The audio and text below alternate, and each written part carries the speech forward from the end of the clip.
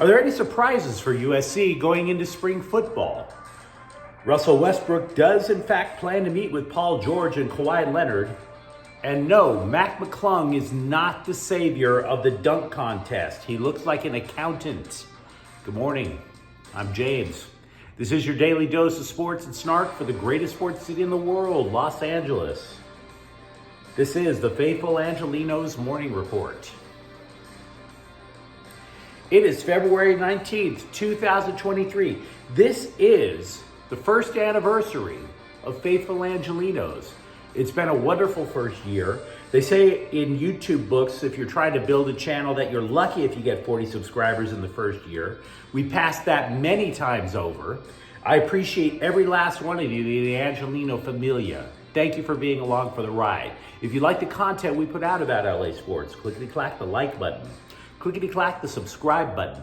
There's a notifications bell. Hit that. It'll let you know when we drop new content. Sharing is caring. Let people know we exist. And by all means, comment. It's going to be a good day. It's a beautiful Sunday outside. Before we go through the news and notes and look at the scoreboard, the Kings edged Phoenix 6-5 in a shootout. It's the fourth consecutive win for the Kings, but a little troubling. The Kings blew a 5-1 lead. It's the only team that's currently above the playoff line that has allowed more goals than they have scored. Kind of creepy.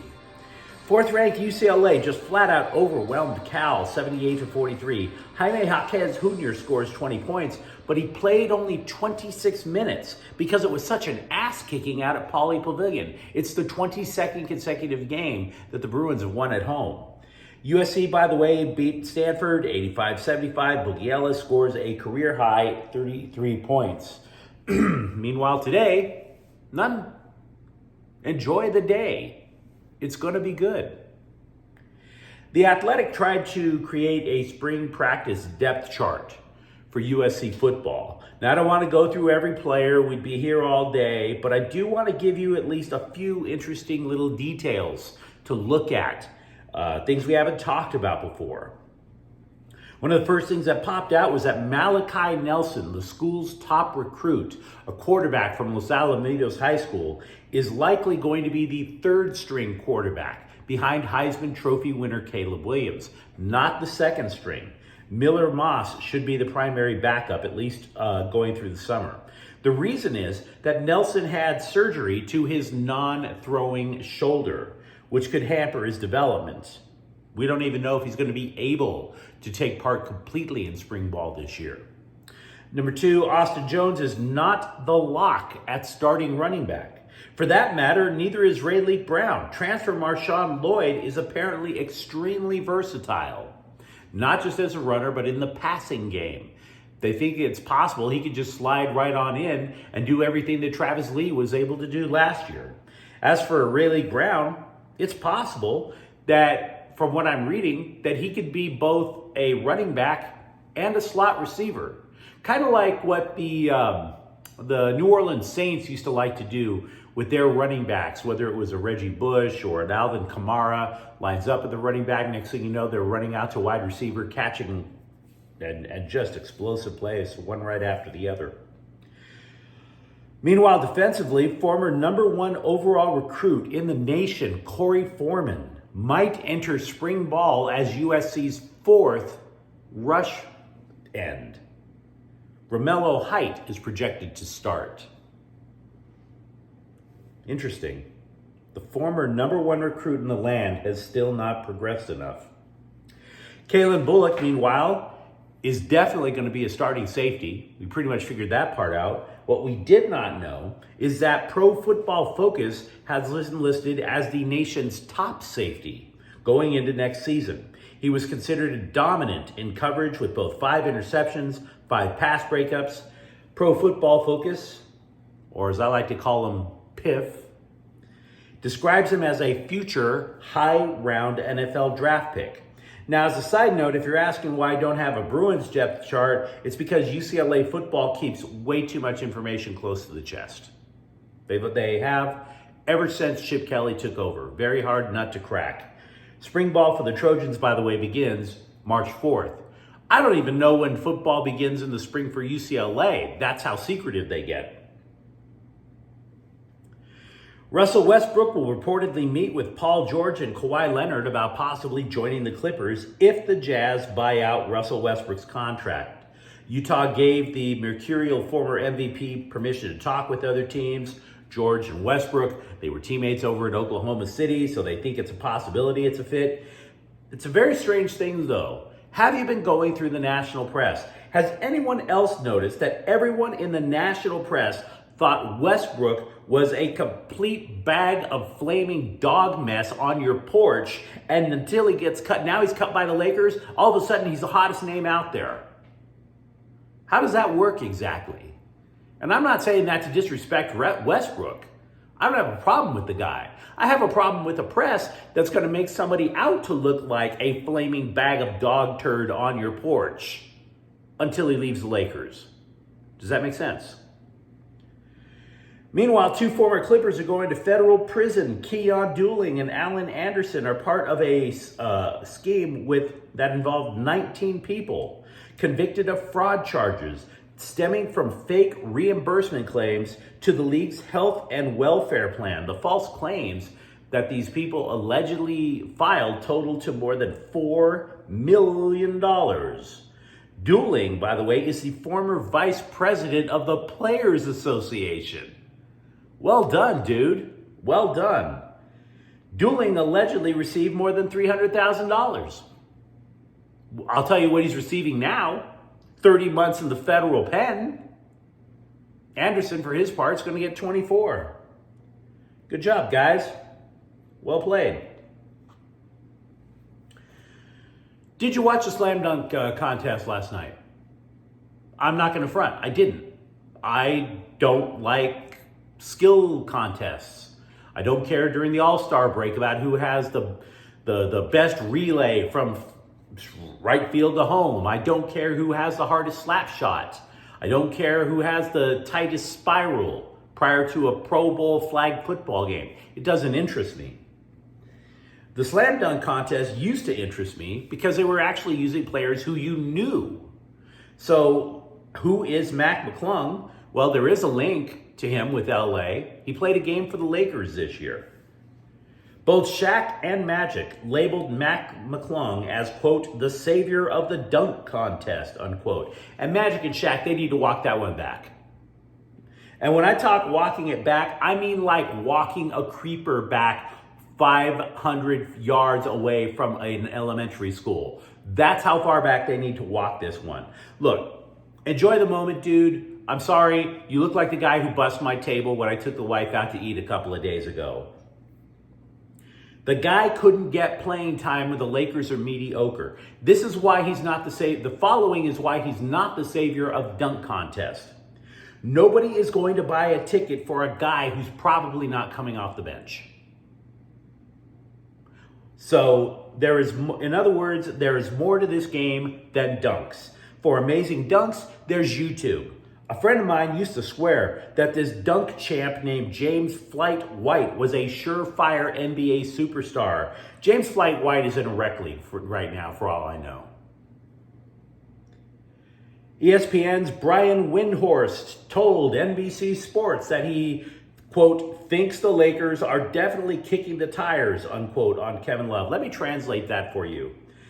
Brian Windhorst is a lazy bum who had no sources and just pulled a guess right out of his ass.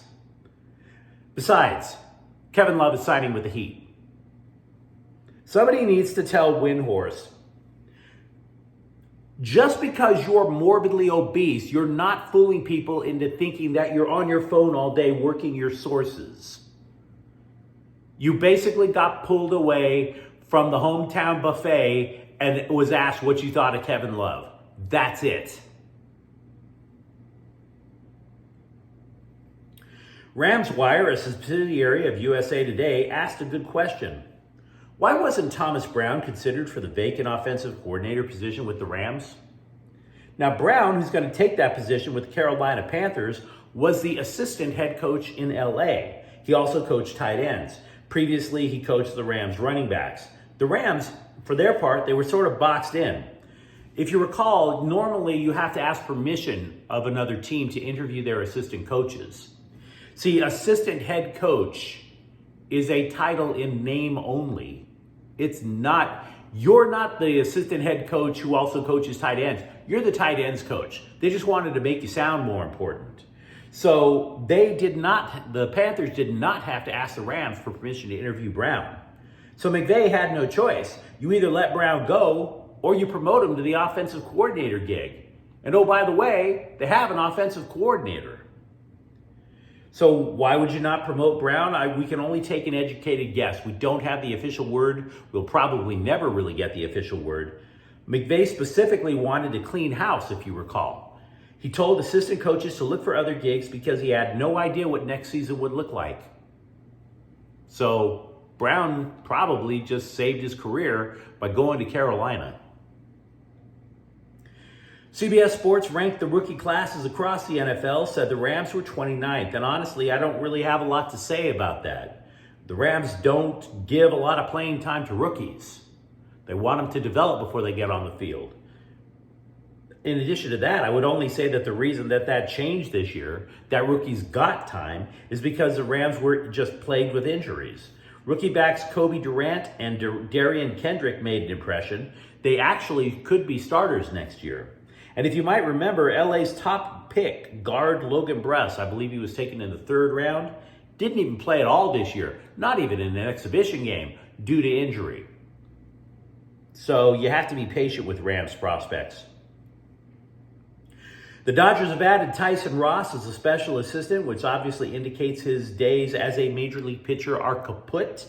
The dude had an injury-marred 10-year career in the bigs. He will be involved in player development. Also, the Houston Chronicle is running an article detailing about how other teams, including the Dodgers, allegedly cheated, just like the Astros. We talked about it last week, and look, I realize you guys are doing whatever it takes to be a bunch of homers and say, look, everybody cheats, it's not a big deal. Major League Baseball investigated 7 teams, including the Dodgers. They only caught 2, the Astros and the Red Sox. You have to eat that turd burger and ask for a second helping. It's on your team. Until you catch my team's cheating, you can't talk. You can't try to say everybody does it. I mean, seriously, you don't think Major League Baseball would have rather caught every other team of those 7 instead of 2 champions? Hi, we're going to give you the trophy. Well done. You were the best cheaters of the bunch. Of course they don't want to do that. A writer for MLSsoccer.com said the Galaxy will acquire right back Lucas Caligari from Fluminense. Now, Fluminense is a club located in Brazil, and I know it sounds exciting because anytime that you acquire a player from a team that sounds Fluminense, sounds like something that your wife would wear before you guys go out on a hot date, and you think you're going to get lucky. Do we know if we're going to get lucky with this player? In the athletic sense, I might add. We have no idea. He might be the replacement for Julian Araujo. We have no idea. Also for the Galaxy, once again, protesters showed up outside Dignity Health Sports Park last night, insisting that Chris Klein be removed of duties as team president.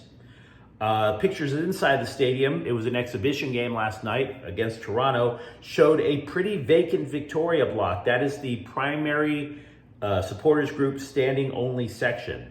To be fair, yes, it was vacant in Victoria Block. Yes, there were protesters outside. Yes, Dignity Health Sports Park looked pretty empty, but it was an exhibition game. I don't know what the typical attendance is for an MLS exhibition game.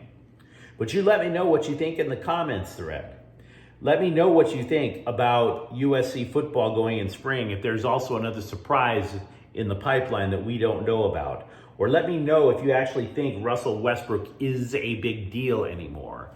And if you enjoyed this content, don't forget to subscribe to Faithful Angelenos. We talk LA sports every single day. Thank you again for staying with me for this first year. I'm James. We'll see you tomorrow.